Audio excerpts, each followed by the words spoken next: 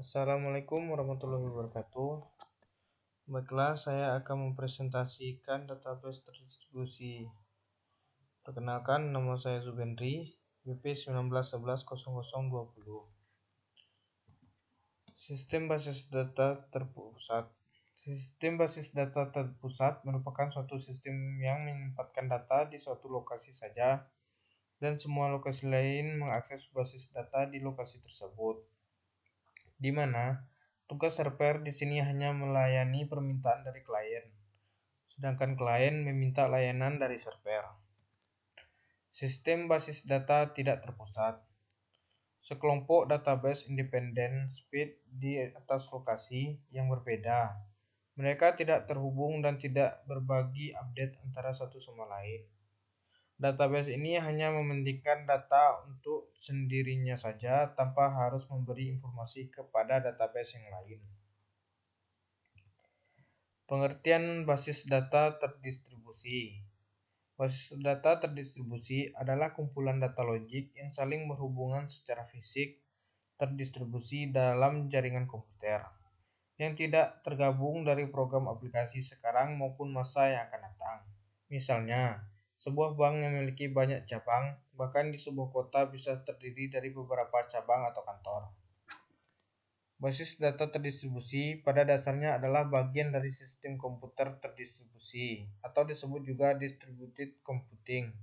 Distributed computing sendiri adalah sistem yang dapat membuat komputer-komputer yang berbeda dan bekerja secara bersamaan dapat saling bertukar informasi dalam suatu kesatuan sistem. Dengan basis data terdistribusi, operasi basis data dapat dikendalikan dari suatu mesin komputer dan dijalankan pada mesin-mesin yang lain.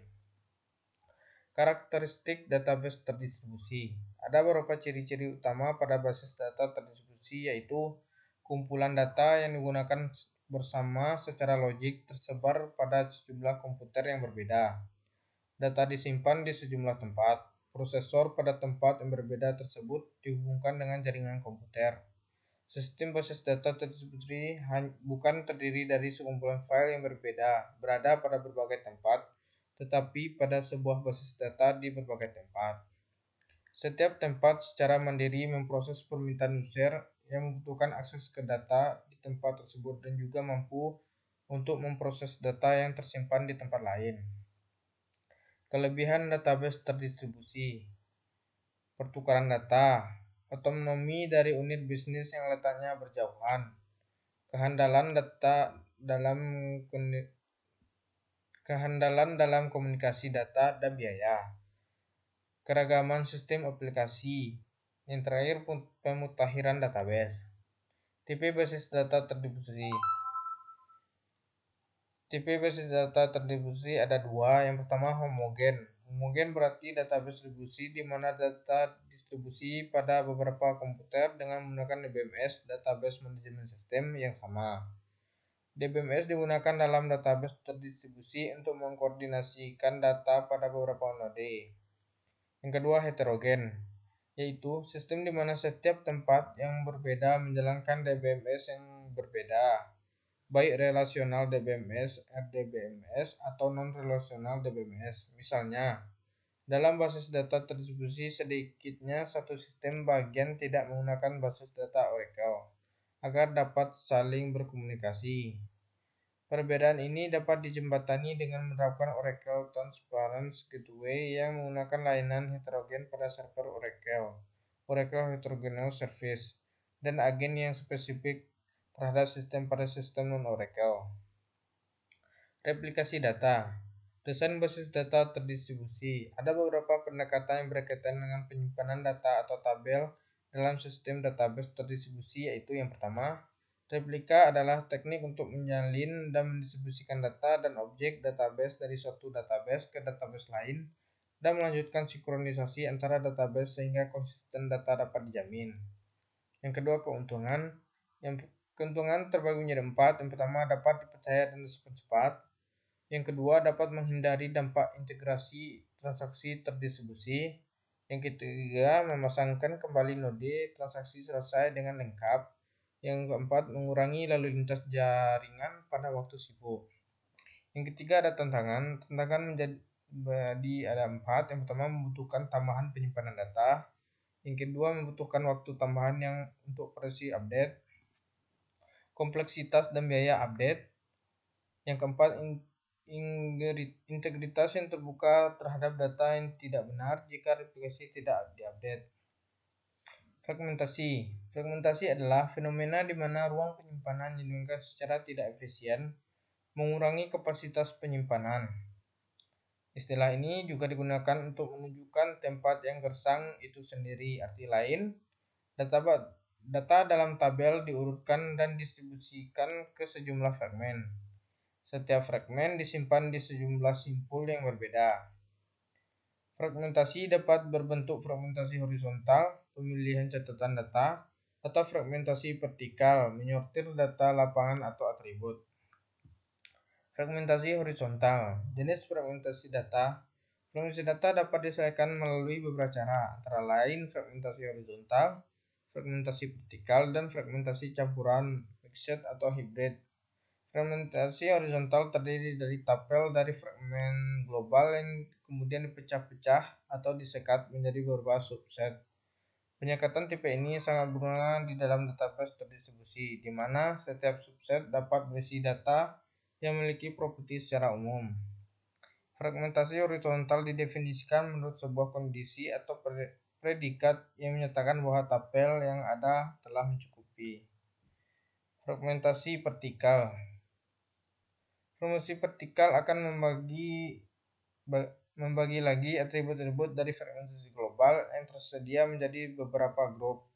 Bentuk yang paling simpel dari fragmentasi vertikal adalah dekomposisi, di mana sebuah row ID yang unik dapat disertakan dalam setiap fragmen untuk menjamin dan memungkinkannya terjadi proses rekonstruksi melalui sebuah operasi join. Dengan kata lain, bahwa fragmentasi jenis ini akan membagi sebuah data menjadi beberapa tabel yang atributnya saling terkait. Fragmentasi campuran. Fragmentasi ini terdiri dari horizontal fragmentasi, setelah itu vertikal fragmentasi atau vertikal fragmentasi, lalu horizontal fragmentasi. Fragmentasi campuran ini didefinisikan menggunakan operasi select dan project pada aljabar relasional. Transparansi database terdistribusi.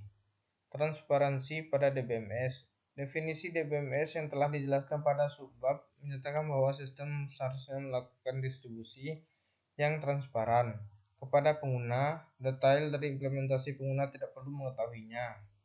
DBMS menampilkan banyak level transparan. Semua transparansi berpartisipasi di semua objek agar dapat membuat basis data terdistribusi ini dapat sejalan dengan basis data tersentralisasi. Ada 4 macam tipe utama dari transparansi dalam DBMS, yaitu transparansi distribusi, transparansi transaksi, transparansi kinerja, dan transparansi DBMS. NoSQL Database. Database NoSQL dibuat dengan tujuan khusus untuk model data spesifik dan memiliki skema fleksibel untuk membuat aplikasi modern. Database NoSQL dikenal secara luas karena kemudahan pengembangan, fungsionalitas, dan kinerja dalam berbagai skala. Halaman ini menyertakan sumber daya untuk membantu Anda memahami lebih baik database NoSQL dan mulai menggunakannya. SQL mempunyai skalabilitas tinggi untuk dapat berkembang sesuai dengan kebutuhan data yang ada. Tak heran, database manajemen ini dianggap paling cocok untuk mengolah big data yang selalu berubah-ubah sekalipun. Berbagai perusahaan besar seperti Facebook dan Google juga memanfaatkan NoSQL pada bisnis mereka. Alasannya, NoSQL memiliki kemampuan untuk mendukung real-time web application yang dikembangkan. Jenis NoSQL. Jenis-jenis database NoSQL. Secara umum, database pada NoSQL dibedakan menjadi 4 jenis, yaitu key-value. Jenis database ini menyimpan database dalam pasangan key-value berbentuk tabel hash yang simpel, jadi cocok digunakan oleh Anda yang menyimpan banyak data tanpa menggunakan query yang ribet saat hendak memprosesnya. Column based. Column based disebut juga wide column, merupakan jenis database NoSQL yang menyimpan data dalam bentuk kolom. Jadi column based sangat cocok untuk query sum, count, RPG, min, dan semacamnya. Dokumen oriented. Jenis database ini menggunakan data yang berisi sepasang key dan value yang disimpan di dokumen dengan format JSON HTML atau XML. File di sini bisa saja berupa string, angka, boolean, arrays, hingga objek. Jenis database dokumen oriented ini kebanyakan digunakan untuk CMS, platform, blogging, analisis real time, dan aplikasi e-commerce. Beberapa database dokumen oriented yang populer adalah Amazon SimpleDB, CouchDB, dan MongoDB.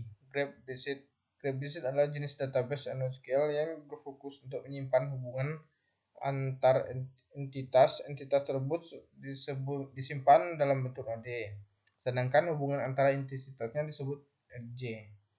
Baiklah, itu presentasi dari saya. Jika ada kesalahan dalam pengucapannya, saya mohon maaf. Saya tutup dengan wassalamualaikum warahmatullahi wabarakatuh.